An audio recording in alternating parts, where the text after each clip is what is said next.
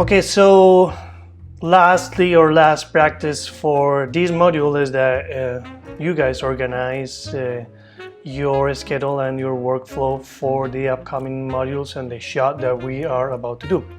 For that, I'm gonna be using Google Calendars, which is pretty convenient. You can do this by hand. If you have like a notebook, you can do it. Use your notebook or whatever kind of tool that you feel more comfortable setting up dates for your whatever task or duties that you are working on. If you're going to be using Google Docs, it's pretty easy to just add any kind of calendar. Sorry, I have it in Spanish, but you go ahead and just create a calendar that is only for this. I'm going to call it Toy Shot. And I'm gonna select like a pretty cool color that I like. Actually, I like the green that I had. So we know that we have, if we look at our diagram for all the modules that we have left, or all the, let's say, the steps that we have to follow, we have a total of 7 total modules, counting this one. So I'm gonna go ahead and just at least put a time for each of those, let's say, stages in our workflow, counting this one, which is the pre-production. So go ahead, you do the same while I do this. Oh, one thing before I forget. Usually, depending on how is the rhythm or how busy you work, I recommend that each stage should be in between 3 and a week, depending, as I said, how busy you are. I'm going to be doing each stage of our workflow in a week, so that's easy for us to count. So I'm going to be starting with this one as pre-production. Production.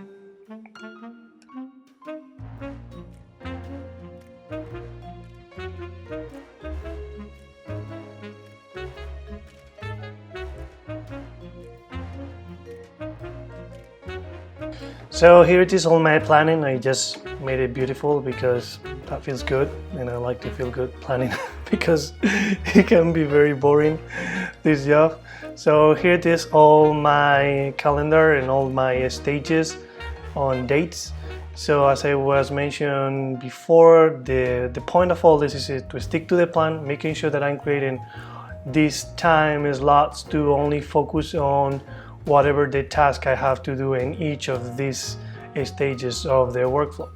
So again, adapt these to your needs, to your time requirements. If maybe you need to do this course a little faster, or maybe you don't need that much time, or maybe you're super busy because you're a dad and you need, you only work at nights, whatever. But the point is to have it and to make sure what are your all, let's say, delivery dates.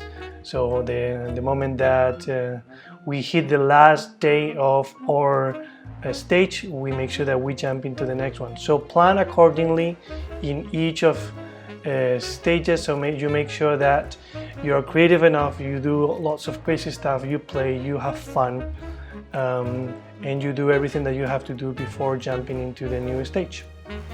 One very last thing that I would love to recommend you guys is to also plan your rest if you are not used to that. It took me many years for me to realize how important was rest. I grew up in a culture and a family that didn't have that kind of, let's say, of concept of really taking some time for resting in between time of hard work.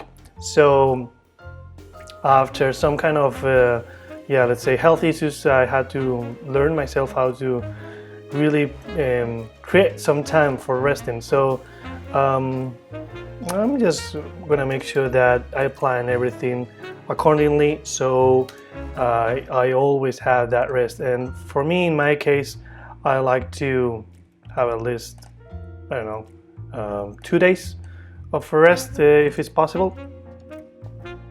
Rest.